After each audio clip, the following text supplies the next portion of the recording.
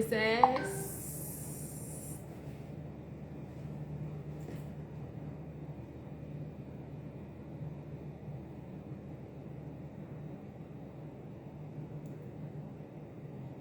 Hello, thank you for joining us.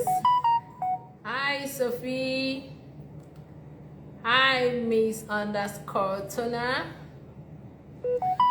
Mr. underscore Coco underscore Slim. I can see you. Welcome to Nexi. Thank you for joining. Joby underscore Esiri. Glad you're here. Gabi, I am. Oh, Agatha, I can see you. Agatha, how are you? Airborne love. Hi, Banky Too Special. I salute you. Welcome to Nexus Live. So our live today is going to be very interesting. It's going to be very interesting. I would want to say this, as usual, tell your friends to tell their friends, to tell their siblings, to tell their friends that Nexus Live has begun. Nexus has started its live. Kindly tell your people to join us. If you want to learn more about scholarship options for Canada and the US, this is the best time. All right? Hello, Tomiwo. Welcome.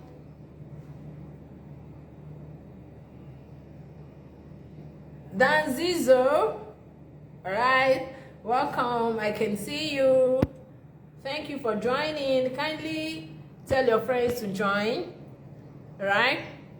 So let's take few seconds so we could allow others join us. Mamas underscore doll, welcome.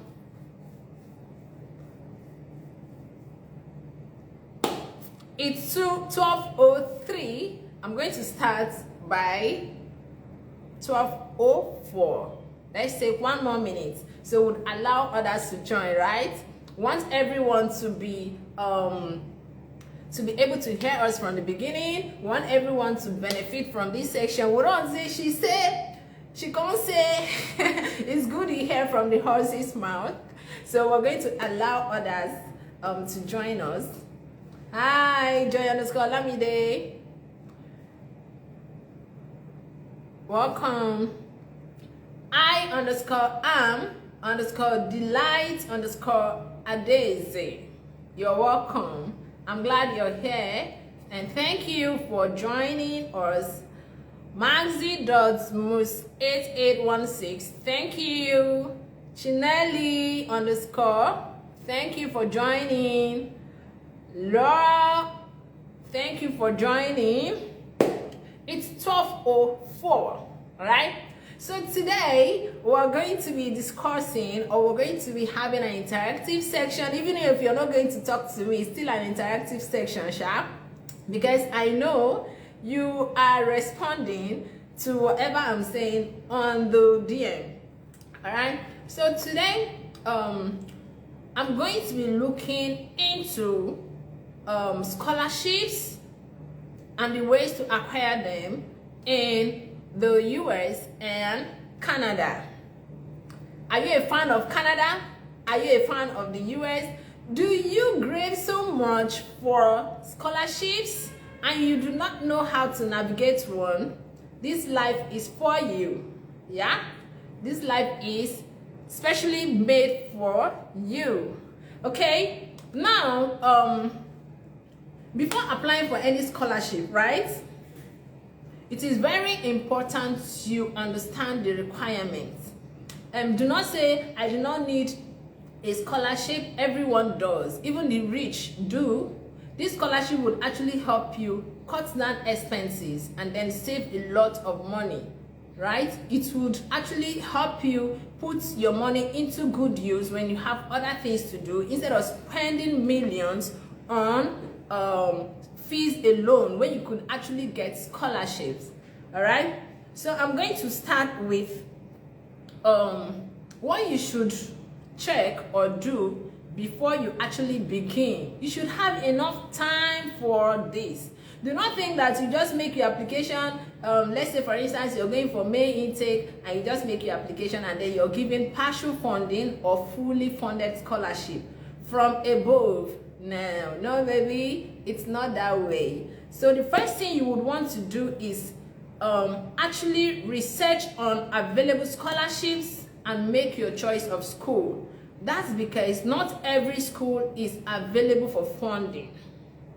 Some schools have enough fundings, some have partial fundings, while others have full funding. So you should actually make your researches and know which school is available for fundings before you begin your application. Next is early application. Now, for you to get this done, you actually need to start your application on time. Timely application is very essential while looking for scholarship. Do you know these scholarships are not for Nigerians alone? People from different continents, people from Europe, people from Australia, people from Asia, Indians and Pakistanis are #1 when it comes to stuff like this. So you should start early. They call it the early birds. So now the early birds are given more opportunities than those who apply much later. Okay? So immediately the application window starts, you should optimize your application and start quickly. Okay? Then another point here is reference letter. Very, very important. You should take this seriously. And it should be on a letter headed. If anyone were to recommend you for this, it should be on a letter headed paper. And most importantly, it should be from, if you're going for a GRA, it should be from a professor whom you have worked hand in hand with. The person should also appear on your CV as much as be able to recommend you. Do not use your siblings as your recommender. Do not use your parents as your recommender. Do not use people who do not know the technical or who do not have the technical know-how or who do not have what it takes for them to recommend you for this. All right? So generally, for one to actually apply for any scholarship, there are things to take into consideration. What are they? #1 is good grades. So most scholarship, though I'm going to also tell you how to navigate scholarship without good grades, but most importantly, right, it is easier to get scholarships when you have good grades. You wouldn't even have to do much. For some schools, they call it merit scholarship. If you're an Alpha student, you are a first class student, you can just make your application with ordinary CV, with your transcript and your statement of purpose, your degree certificate, and boom, when your offer comes and your I-20 or your letter of acceptance, as the case may be for Canada, it will be accompanied by a discount or a partial funding or a merit scholarship. So, but that aside, how about people who do not really have good grades? Say they have 2.2, they have 2.1. Yeah, some schools wouldn't even allow you to make application for scholarship if you have 2.1, right?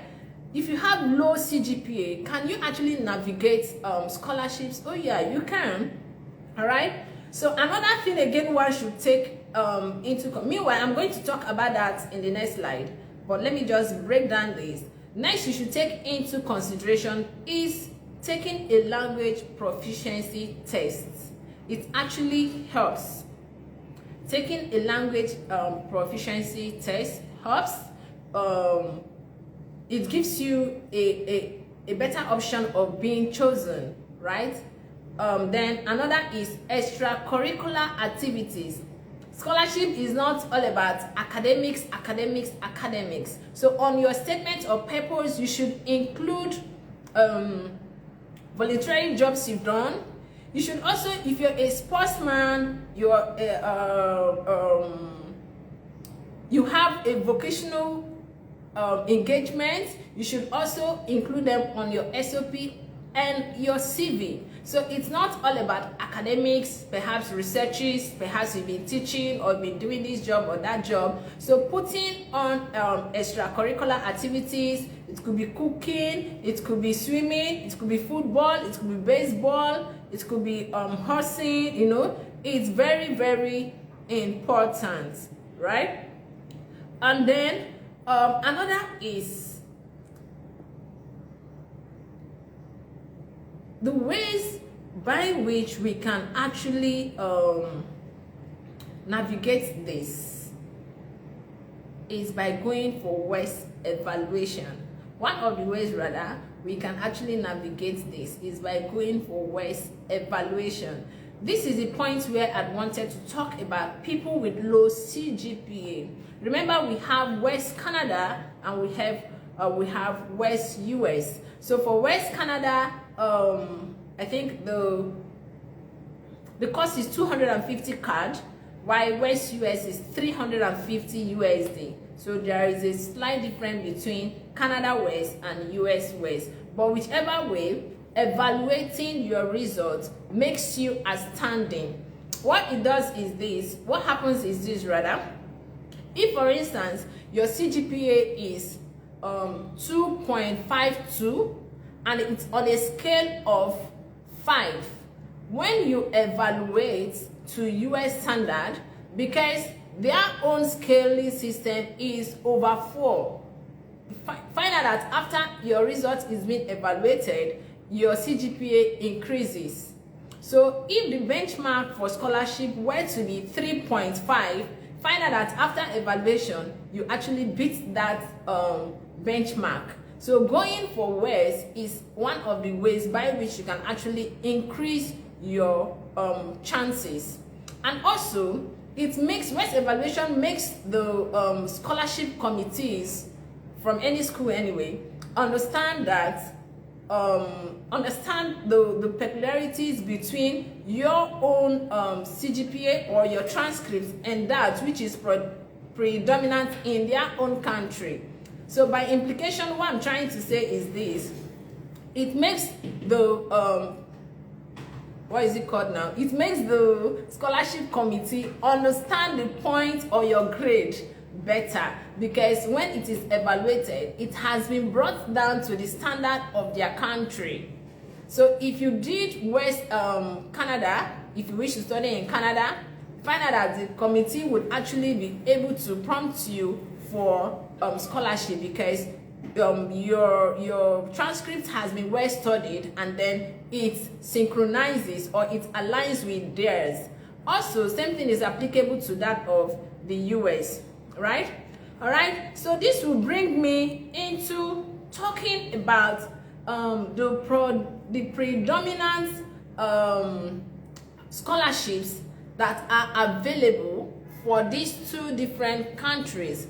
Now, ordinarily, like I said before, if you go on to make an application, chances are that, especially in the US, chances are that you would actually get some funding. For instance, if your school fees were 38,000 USD, you could get funding of 5,000, 7,000, 10,000, 12,000 without making any extra application, just ordinary submission of the documents needed for your application, for your study application. But now, if you want much funding, you want fully funded scholarship, right? Or if you want them to divide your school fees by 3, and then the school will take care of 2 of it and leave 1 for you. Perhaps if your school fees were to be 35,000 USD or 35,000 Canadian dollars, you can actually get funding or discount of 25,000. Then you have just a little left for you, so you could be working and paying up that gradually. So in this case, what do you do? First, there are 2 types of scholarship that one can actually apply to. One is called the Graduate Teaching Assistantship, aka GTA. So if you're hearing of GTA, I want to apply for GTA. Oh, you can apply for GTA. What does GTA mean? And what does it stand for? Let me rephrase. So GTA actually stands for Graduate Teaching Assistantship, right? So if one is to apply for GTA, you should be ready to assist the lecturers or the professors or the supervisor who actually brought you up for the scholarship. Should be able to assist in marking student scripts, especially the undergraduate students. You have to mark their scripts, you have to mark their quizzes, you have to take them on tutorials. So these are the little assistance you can actually give to a supervisor or a professor. What happens is it takes care of your fees. You know, the payment that was meant to be paid to you is actually taken in exchange for your school fees. Now you're schooling for free while you're working under a lecturer or under a supervisor or under a professor, right? How do you actually apply for this, for a GTA? For you to apply for a GTA, you should prioritize teaching on your CV. Very, very important. You cannot be applying for a GTA when on your CV you worked in a bank, you worked as an admin, you worked in Shell. My dear, it won't fly. It won't really fly. Yeah. If you want your application to be singled out, you actually have to do this. Make sure you prioritize teaching on your CV. What do? You at least, for Nigeria, for instance, okay, I'm going to be more practical here. So for Nigerians, from the moment you start your NYSC, you should actually pick a school. So from NYSC, you should say you taught in ABC College or ABC Secondary School, and then you write out, as you write out the name of the school, write out your position. What subject were you teaching? The subject should align with the course you are going for. Perhaps you studied biochemistry, you've been teaching biology, so it should be biology position, right? Biology teacher. Now you should align what you've been doing as a teacher. So you've been teaching, say, class of SS1 to 3. You prepare them for external examinations aside the internal examination. You could mention them: WAEC, NECO, SAT. The popular name for SAT is SAT, and then Cambridge IGCSE. You've increased the success rate of the student by 10%. You know, say you take them on extracurricular activities. Now, these extracurricular activities you should stay to take the students on should tally with your subject. So you should also tell them about the practicals you have in your lab, right? The practicals you have in your life. It's one of your jobs as a teacher, right? So you should outline what you do. You counsel students, you should write it out. So there are so many things. Then aside teaching, counseling students is also one of the skills needed for teaching, right? So you should not only be bent on teaching alone. You should put those practice you do in the lab. You should be able to put how you should be able to pen down how you advise students, or how you counsel students that are not students that are struggling with their academics. You know, how you actually advise them. You do extra lessons for them to up their grades. All right. So that's for GTA. Now, for you to actually go further, in getting the GTA, you might want to secure a supervisor. What that implies is going extra miles to get a professor that would prompt you for scholarship. In that case, what happens is you have to make an application. After making the application, you get the lecturer's details on your department board. So on the department board of every school, there are lists of lecturers there and their contact information. Now the contact information has to do with the emails and the phone numbers and also their specialties. Now in biology, for instance, we have different branches. We have different branches. We have the biotechnology. So you have to actually choose a professor whose research aligns with yours or whose teachings aligns with yours. So you send a cold mail to the lecturer or the professor, and that lecturer, when the lecturer receives an email from you, the lecturer knows what the email implies. It implies that you're asking for a GTA, right? And then your CV would also make the lecturer know the kind of scholarship you want. So if your CV is tailored to academics, to teaching, he knows you're looking for a GTA. That is a graduate teaching assistantship.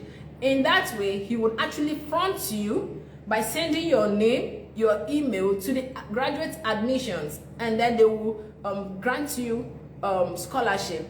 What happens is when the offer letter comes, it comes with fully funded scholarship. Or if your I-20 comes, as the case may be for the US, it comes with fully funded scholarships, or scholarship rather. So that is the case of GTA. Now let's go to the other type of the scholarship known as GRA. You know now, not everybody is interested in teaching. Teaching can be very cumbersome for some people, and then some people prefer research works than teaching. Now there is scholarship for everybody. If you do not want teaching, you might actually want research.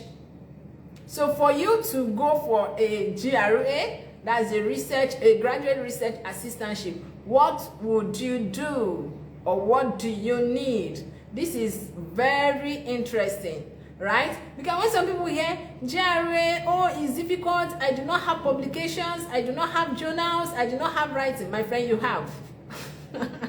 You actually have, in as much as you graduated from BSc or you've done BSc, you have. And then let me bust your bubble, right? Now, do you know that the US would even allow you apply for GTA even if you do not have a master's degree? Yeah, they do.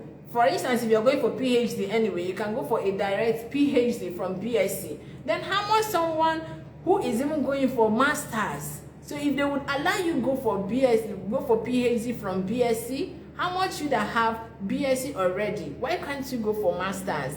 Right? So what happens in the case of GRA? So for you to be qualified for a GRA, please, you actually have to take these 4 steps. One is your education. The way and manner you make your CV or you arrange your CV actually matters when it comes to graduate research assistantship. Very, very important, right? The first is education. Now, the normal way you should have written your name, Amadu Bello, right? Amadu Bello, and then beneath it you write Kaduna Town or Kaduna City, Kano State, and then beneath it you write Nigeria, and then you write your email and your phone number. Please, for GRA, you shouldn't go through those processes. There are things you actually have to include to make your application outstanding. Now, on your CV, do this instead. When you write, let's say Amadu Bello, since I'm using that as a reference here, and then the next should be BSc, for instance, BSc microbiology. And then on that microbiology, what is your specialty? Graduate virologist, right? Aside that, you are a research assistant, so you use a slash to demarcate graduate virologist, then use a slash, then put research assistant. Then if you have other skills, say IT skills that are related to what you're doing, you should actually write that. Example is science data analyst. So you can be a graduate virologist, you can be a research assistant from any university or even the lab, and then you could also be a science data analyst. Then after you write that, that's where you have to bring out Kaduna, Kano State, or Kano whatever, and then Nigeria. You input your phone number and your email address. Now another is your skill. Ordinarily, instead of outlining your skills such as ability to use laboratory apparatus, proficiency in English language, ability to use MS Word or Excel, you should actually do this. As a microbiologist, you deal with chemicals, so it should be chemical analysis skill. For instance, remember we have different types of skills, but this is quite related to what you are going for, and also the researches you've done, right? And the course or the degree you have. So you should choose something that is very close to it so they can align. There should be a relationship. So your CV shouldn't be the type that an elephant is pregnant and then it gives birth to a dog. What I mean is, you cannot be a microbiologist and then you're talking about physics. All right. So on this now, you have to, for instance, write about the chemical analysis skills you've acquired or you have. Here I have polymerase chain reaction, right? You put your column and then the input there is premier design. Then you go to another one, microscopy and centrifugation. You put your colon and then you analyze what are the things you have done on this. There is wide field, there is confocal imaging techniques, and then you move to another one, separation of different chemical mixtures by centrifugation, right? You move to another one, concentration of plant extracts by rotary evaporators for research studies. Move to another one, animal handling, drug administration, in vivo experimental setup, right? Now you've been able to talk about or outline the chemical analysis skills you have. What is the other skills you have? We have computational skills and statistical skills. Under this, what have you done or what experiences do you have? You have to outline them. We have statistical analysis using GraphPad pricing, and Python. We also have Microsoft Office packages, EndNote, Adobe packages, and other information technology compliance. We also have data analysis ability with Python, Excel, and R language. And then we also have basic programming skills with Excel VBA, Pandas, and Matplotlib Python. And you could as well talk about your research and publications. For you to be a research student, you must talk about your research and publications. Now, for you to graduate, for you to have graduated from your first degree, that means you have done a research. That your project you did 1900 is actually a research. So you can take that as a research. So now you have to outline them. So for instance, here I have excellent scientific research ability with knowledge of APA and NBA referencing styles. These are the styles used in researches, right? And then excellent written and verbal communication skills, excellent abilities with MS and Google Docs. Now you have to actually outline what topics you've treated. If you have publications and then there is a link to it, you can attach it there as so that they could actually go through it while viewing your CV. Then other skills, you can include people management, organizational management, team building, staff supervision, decision making, ability to communicate, be it oral or written in English. And then if you have an IELTS score, you write it below. If you have GRE score, you write it below, all right, on your CV. So for you to actually get your GRE and your your GTA. GRA, remember I said it stands for Graduate Research Assistantship, and GTA, which stands for Graduate Teaching Assistantship. You have to prioritize your CV. Make it so outstanding. You are not the only person going for this. If there should be any reason why you should be picked, your CV has to be outstanding. Aside your CV being outstanding, how about your SOP?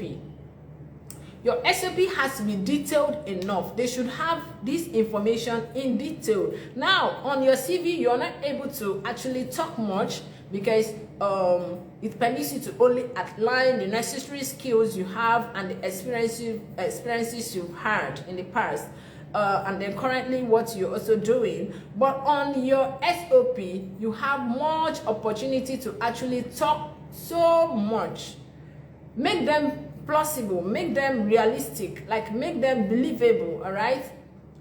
Write a compelling SOP in such a way that any professor, any admission officer that sees your SOP would like to take you on for scholarship or approve you for this funding or for the scholarship. It's not difficult, but it needs lots of sacrifices, right? You can imagine a school worth 45,000 Canadian dollars, school worth 50,000 Canadian dollars, or school worth 35,000 USD, schools worth 38,000, 45, and they're giving you fully funded scholarship. Don't you know you're going to work for it?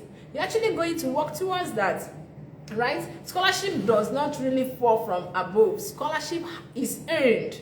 You actually have to earn it. You have to work towards it, all right? So working towards it depends on the school. That's why I said you really need to go through the requirements of every school for you to actually begin this. Now, if you want to have more funding from different schools, I can tell you the secret. Just come closer. Let me tell you. Write standard examinations. Do you understand that? Yes. What I mean by standard examinations are grade, GMAT, IELTS, right? And then finally, you have to go for WES. If you want to be outstanding in all your doings, this is just the killing point.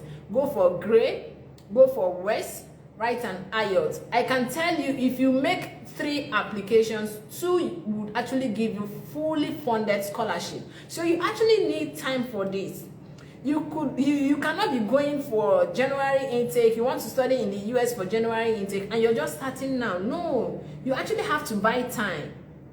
Buy time and start early enough. Start your application early enough. WES can actually take from 6 weeks and above. Sometimes it takes 3 months, up to 3 months. So perhaps you want to go for May intake, 2024 May intake in the US. This is the time you have to actually start your preparation, right? Start your preparations rather. You can begin your preparations now for you to earn scholarships. What does it really take? For you to pay $350 for your WES in order for you to get scholarship? Is that difficult to do? No, it shouldn't be, because this money we're talking about is in millions. You're getting fully funded scholarship of 35,000 USD, 40,000, 50,000 USD, and then most of them would even give you stipend. I didn't even tell you that. You're paid stipends. You're paid every month aside being granted scholarship. It's really a lot. Like you're just living like a king. You studying and living like a king is something everyone would want to do. So you don't just come up and then say, oh, I want scholarship without you working for it, right? Okay, so this is this. And then externally, there are scholarships one can actually go for. Externally, there are scholarships one can actually go for, but I can tell you those scholarships are highly competitive. You know why? They will say the African scholarships, and then this scholarship is available for only 50 students in the whole Africa. And perhaps in Nigeria, they need just 2 students. And then at times it's even for females, and you'll be the only man who would even get up to the 3rd point. But because you are a man, they will drop it. Vice versa, it could as well be for ladies too. When it's just they want to promote some men, and then you make the application. Even if you all the requirements were met by you, wouldn't be picked. right? So now what am I saying? Going for this type of scholarship I just spoke is much easier, right? But you need funds for you to actually access it. You need funds because you need your transcript to be evaluated by WES, either WES Canada if you're going for Canadian schools, and then WES US if you're going for schools in the US. And then you could as well sit for grade. You can sit for grade, especially if you're going for science courses, then or maybe art courses. But if you're going for business courses, you have to sit for GMAT. It's actually the GMAT. And then for you to increase your options, please go for an IELTS. Yeah, go for an IELTS. Good thing, we got a good news today. The good news is that when you sit for IELTS, within the 4 categories, if you didn't perform well in one of the categories, you have this option of retaking that. Yeah, what I'm trying to say is among the reading, writing, speaking, listening, if for instance what is needed is 6.5 for all these bands, and then you score low in listening, perhaps you score 6 points, you'd actually have to retake your listening only. This is contrary to the previous experiences or what was obtainable previously, where if you fail a band and then it reduces your score, you have to take everything all together. You have to retake everything. And then thank God Nigeria is among the country that's actually eligible for this. There are so many countries that have been shortlisted and Nigeria made the list. So please, let's encourage ourselves to start taking these examinations, right? Other countries do. People from other countries do. These scholarships are really in abundance, but they have their requirements. Okay, so aside the merit scholarship for people who have first class, people who have 2-1, please, you can actually get scholarship too if you have lower grades. But what that implies is you have to go for WES. Evaluate your results. Okay, sorry, Mazi, you want to know if one can write the WES as an undergraduate student? No, WES is not actually an examination. WES is an evaluation of results. It's not an exam. You just register on their website and then you pay the fee. If it's WES Canada, it's $250 Canadian dollars.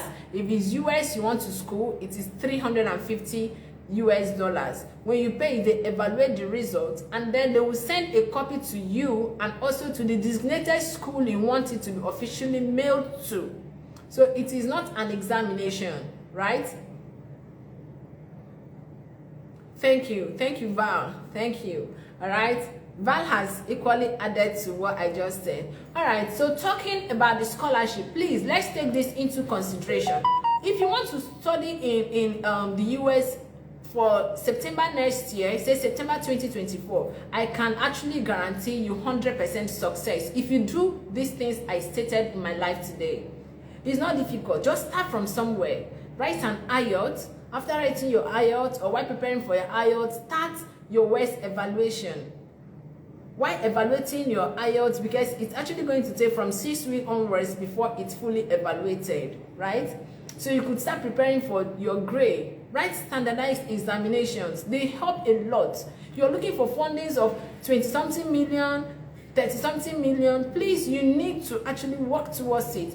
What is 20-something million compared to less a million you're spending for you to get this, right? I know finances might actually be a problem, but start from somewhere. You can save up, say, okay, from this month to this month, I'm going to save this amount of money for my IELTS, right? From this month to this month, I'm going to save this amount of money for my WES. From this month to this month, I'm going to save this amount of money for my grade. You see you achieving this gradually, and finally you make your application and travel to Canada or US without paying a dime for your fee, right?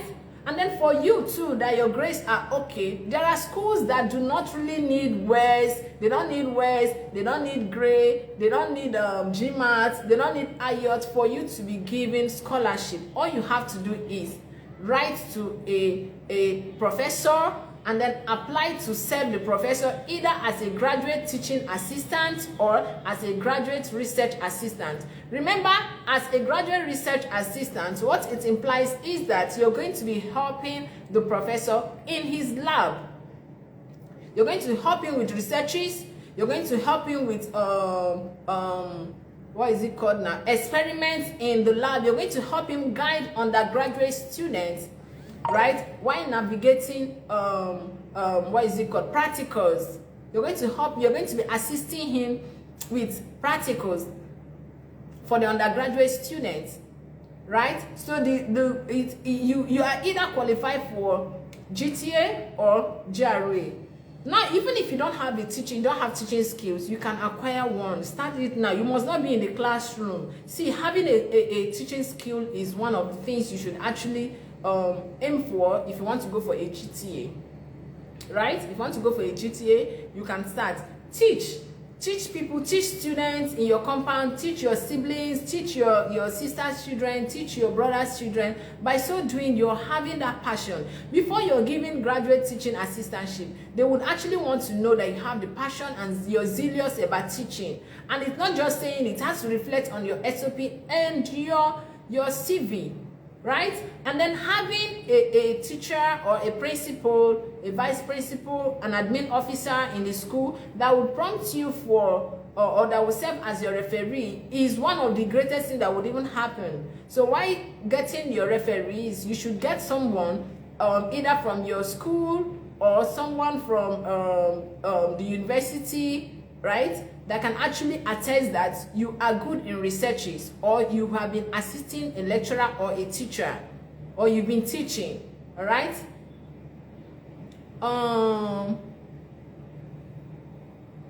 Okay, so far so good. I think I would have to start taking questions. Before I recap, let me take questions here. All right, if my WES is done by WES Canada, can I use it for WES USA, or I have to verify again with WES America? So in this case, you might not really need to pay again, right? You know why? Both use same scaling. Canada uses 4, US uses 4 as well. So you can actually use it, but this is case by case. Some schools may not want to, but I can tell you many schools would actually accept that. And now what happens is the WES you have that has been evaluated by Canada WES or WES Canada, you have a copy. So for you to begin with, you could actually send that to the the graduate admission board or to the admission officer, and then in the course of doing that, they would actually ask for an official copy to be sent, and then you have to send that prompt in your application portal. So now what happens in that case is that you have to send that prompt, telling them, sending the prompt on your portal, and then writing the name of the school or the designated school you want your WES to be sent to. So whether it is WES Canada or not, they would equally send it. The most important thing is that it is evaluated, all right? Please, are scholarships opportunities for undergraduate students? Yes, there are scholarship opportunities for undergraduate students. Undergraduate student scholarships are even the easiest. Sorry, I didn't actually mention this, forgive me. Now, for undergraduates, please write SAT. Write SAT, right? You can access so many materials on Khan Academy. Khan Academy has so much materials on SAT. I can tell you, you can have a fully funded scholarship in the US if you score 1,000 and above. Though there are partial funding if you are able to score 700, 800. Also, every school has its benchmark. You may want to actually check their benchmark before writing your SAT, right? But for undergraduate students, write an SAT. Write an IELTS. You can get fully funded scholarship of partial funding. It's very, very possible. So the reason why people write SAT is for scholarship purposes, okay? But it's not used in every country.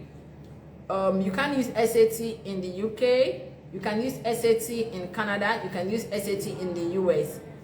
It's actually for these countries, so it's specifically for this country, and then it's specifically for scholarship purposes. So if you're an undergraduate student, kindly write an IELTS, write a Duolingo test, either ways, an IELTS or a Duolingo. But most schools actually prefer an IELTS to Duolingo. So you could also check the school. There are a lot of schools that accept Duolingo, right? So you check up the score. I think from 120 and above is fine.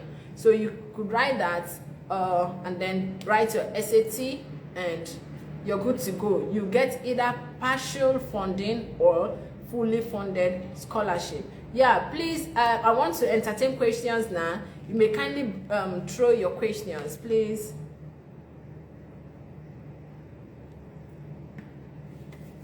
More questions, more questions. I can see Lovena Clement? Yeah, you barely joined. I'm going to recap here.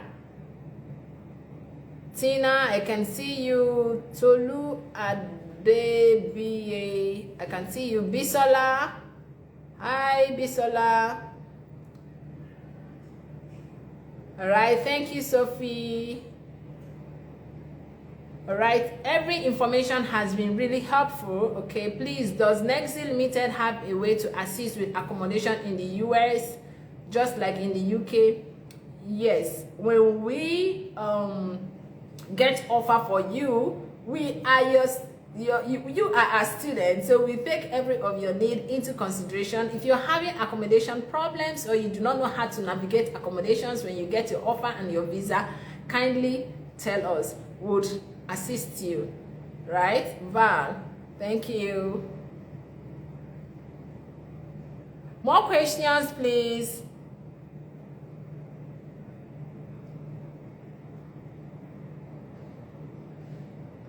More questions, more questions, more questions. So try to re-strategize. And let me tell you one good thing that the scholarship does. It's rare for you to have denial with scholarship. You know why? You have zero funding, right? You do not really need funding for anything. The only thing you need funding for is your living expense, and the living expense is very low. Say for Canada, your living expense is 10,000 Canadian dollars. Then for the US, it depends on the states and then the school. For some schools, it is 5,000. For some schools, it is 7,000, right? So you do not really need funding for much. And most visa officers, as soon as they see that you have fully funded scholarship or you have partial funding, they take it to be an exceptional student and they do not withhold your visa. By so doing, your visa will be granted easily, immediately. Say for the US, if you go for an interview and then they open your I-20 and then he sees or the VO sees that it is fully funded, to be like, wow, you know, this student actually works hard. So they might even want to ask you, how did you get this scholarship? And then you begin to tell the visa officer, oh, I actually wrote great, I did my IELTS, you know, I went for an interview with the scholarship committee and I was successful, you know. But what I'm trying to say in other words is, when you have partial funding or when you have fully funded scholarship, your visa is very, very easy. You do not spend enough time for your visa, and you don't spend much on your visa too when you have partial funding or when you have fully funded scholarship. All right? Can someone above 30 years apply for undergraduate scholarship? In what country? If it were in the US, very well, you can. Even if you are 30, above 30, you can. Yeah, okay, you said you're actually above 30. So can someone above 30 years apply for undergraduate scholarship in the US? Yes. What you have to do is write an IELTS, come out with good grades, and then write an SAT, come out in good grades, right? You'll be given scholarship. Now, because you are above 30, your CV should be top notch. You should have enough experience. in the field you're already going for, right? Perhaps you should also give the reason why you couldn't go to school all this while, and then you're starting your program now. But remember, for you to be 30 years, you should have lots of work experiences. You and someone who just graduated from secondary school, who is 17, can be on the same boat. So those ones could have extracurricular activities they've attended, but you should have job experiences, right? And then this job experience, you should actually outline them in such a way that they would align with the course you're going for. It actually helps. It fronts you for this scholarship, right? If an offer comes with partial funding, is there a way to make it a full funding afterwards? Yes. If you get a partial funding after submitting application without anything, without an IELTS, without a grade, or without SAT, you can actually do this. You can evaluate your results. You can write any of these standard examination and then submit. You write to them and tell them you want to go for a fully funded scholarship. Now, for some schools though, some schools do not have full funding. They only have partial because they have limited funding, and then they want to fund maybe 20 students. So in order for them to accommodate 20 students, they will have to split the funding, right? So it could actually reach 20 students, but it wouldn't be in full. But if you want to bring it down that they want to sponsor only few students, what that implies is that they'll be giving fully funded students perhaps to only 3-5 students, right? They wouldn't be reaching as many as they would want to. So that was why I said from the beginning, you could as well check the school to know if they have funding. All right? How can I get fully funded scholarship in Canada or US? Can I go with family? Yes. These two countries would allow you, let me start with that, they would allow you go with your family members, right? For the US, they would allow you, but you have to go for an interview with your family. You are the F1, your family members are the F2, they are your dependents, so you go for an interview with them if you wish, or you get your own visa first before you apply for them, right? Okay, but for you to get a fully funded scholarship in Canada or the US, I would have to just outline. I wouldn't go in depth again because of time, right? So the thing is, if you are an Alpha student, you can get merit scholarship. You can get merit scholarship, you can get discounted school fees or partial funding. And then for some schools, they would just want to grant you scholarship. But for people who are not Alpha students, what I mean is first class students, right? You can actually apply for scholarships. What do? You have to either apply for a GTA or a GRA.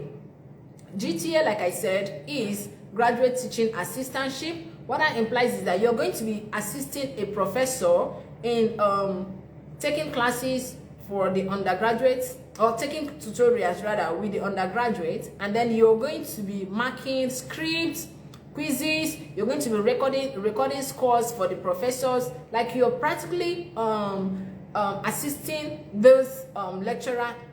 So you should actually know how to navigate that, have those skills that would allow you to do that when you arrive in the US. Then in exchange of these services you render, you are being given fully funded scholarship with stipend. Do you understand? You're giving fully funded scholarship with stipend. So you're working in exchange, it's salarized. So you're working in exchange for your school fees, all right? And then these courses are actually for 2 years, as the case may be, if it were the US. Then for Canada, if it's master's, 2 years, and then postgraduate diploma or postgraduate certificate, 1 year, 2 years. It all depends. But yes, you can go with your family. For Canada, you do not need any visa interview. You stay at the comfort of your home and receive an email prompting you to submit your passport for stamping. All right. So let's go to the next. Please, so can I write SAT and IELTS exam together to improve my chances? 100% correct. Kindly do. Write SAT and write IELTS exam. You get enough funding. You get enough, if not fully funded. I'm very sure you would actually get enough funding.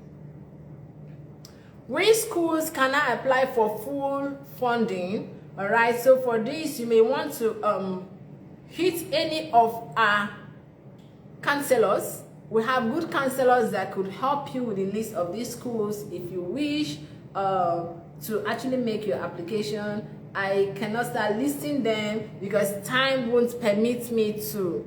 But please, on our page, we have the contact of our counselors, so you may kindly send a DM to anyone. They are so reputable and they have much information on this. And can you list some schools in the US that give partial scholarship for undergraduate students? Please, for time's sake, I wouldn't want to go into that, right? I only gave a general overview. There are lots of them that give both fully funded scholarship and partial scholarships.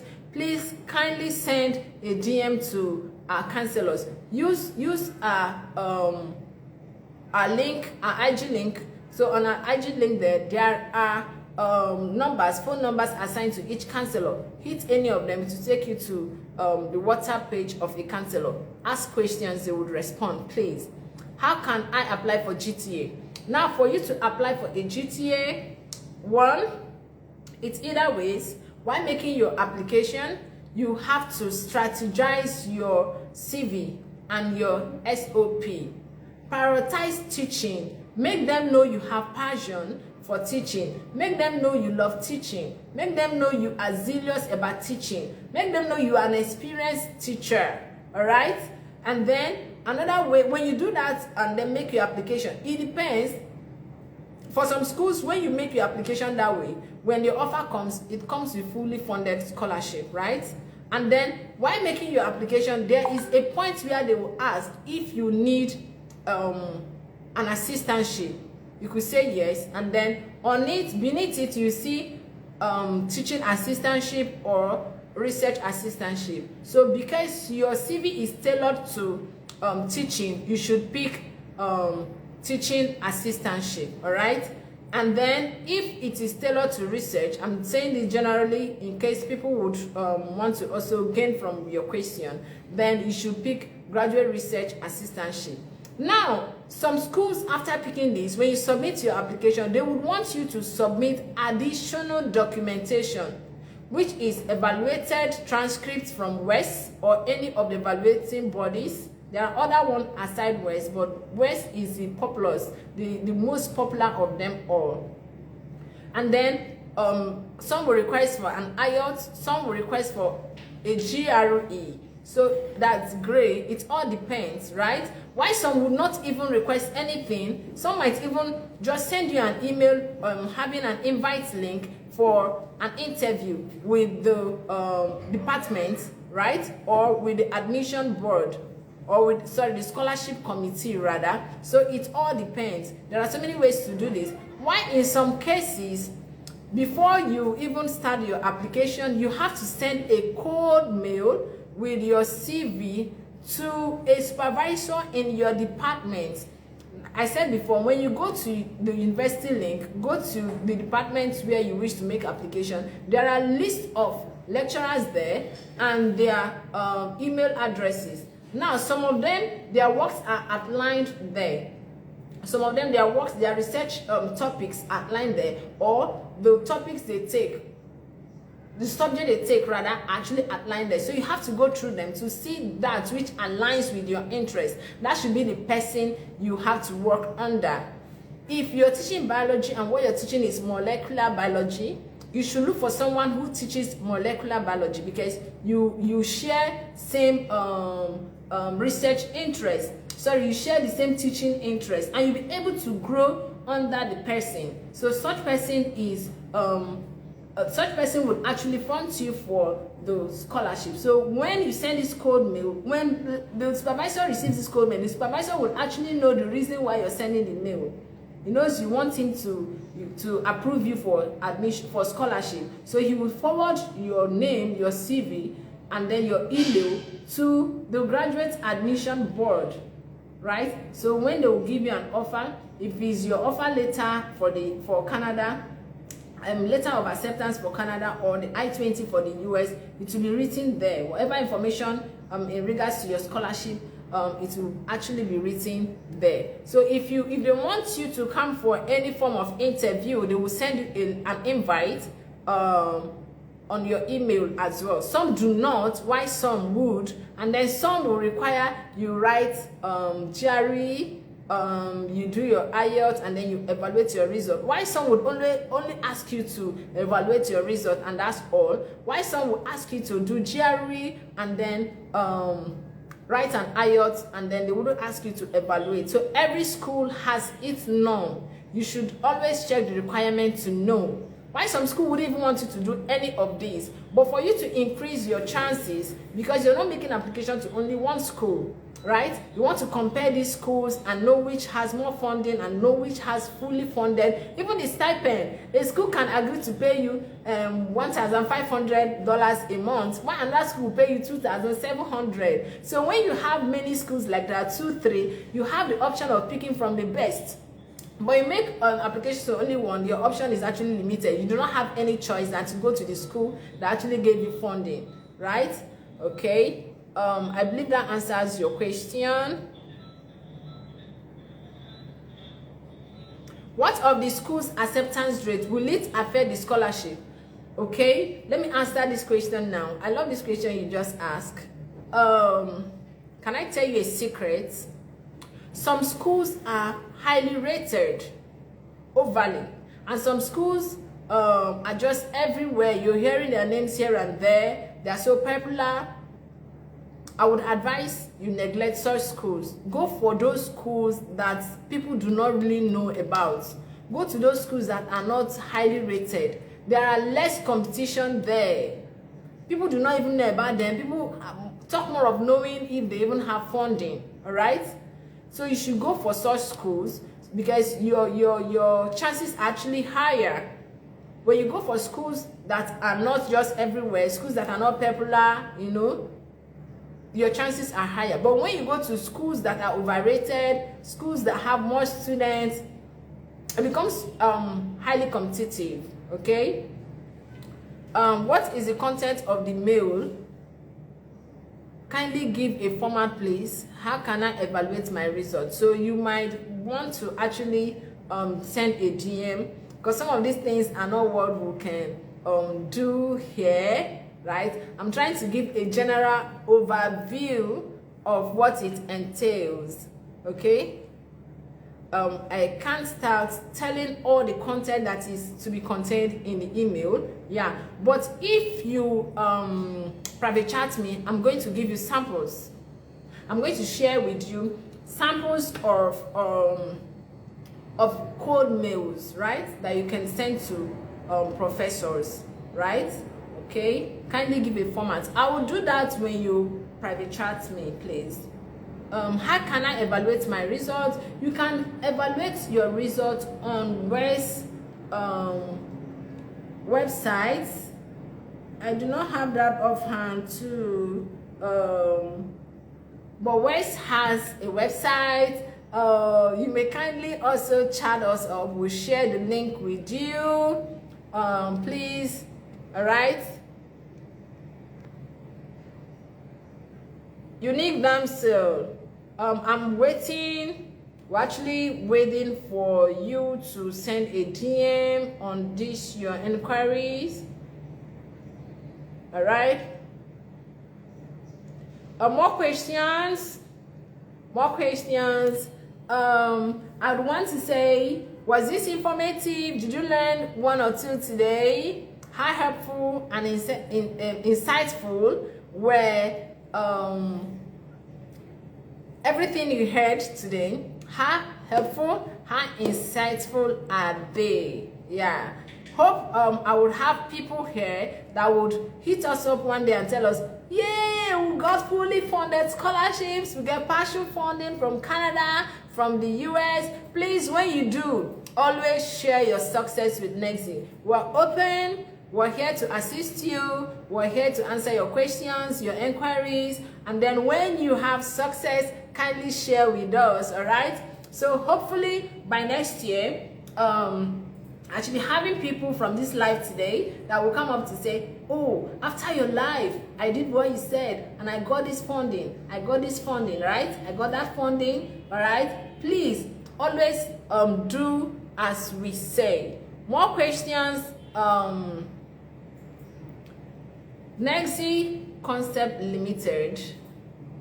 What is your IG handle? Nexi Concept Limited. IG handle Nexi Concepts. Nexi Concepts. Yeah. Oh no, sorry. IG handle is Nexi Limited. I'm actually telling you the name of my organization. All right. So the name of our handle is Nexi Limited. Yes. So follow us. Follow us. You are very informative. You get to also rewatch this after 24 hours. Kindly go back to our page and rewatch this. Also scroll down, you see lots and lots of informative lives that we did in the past. Should you have any question, do not hesitate to send a DM. We have lots of counselors, hardworking, reliable, right, that have helped students in the past through application and visa processing, and today they are no more in Nigeria. Kindly follow us, please. And I'm waiting for anyone, we're actually waiting for anyone who wants to go through the study route, be it Canada, be it the US, Australia, Ireland, UK. Kindly send a DM, all right? Let's begin your application. Be part of our success today, all right? Thank you. From me to you, I would want to say bye. See you next time, same day, same time. Next time. Bye.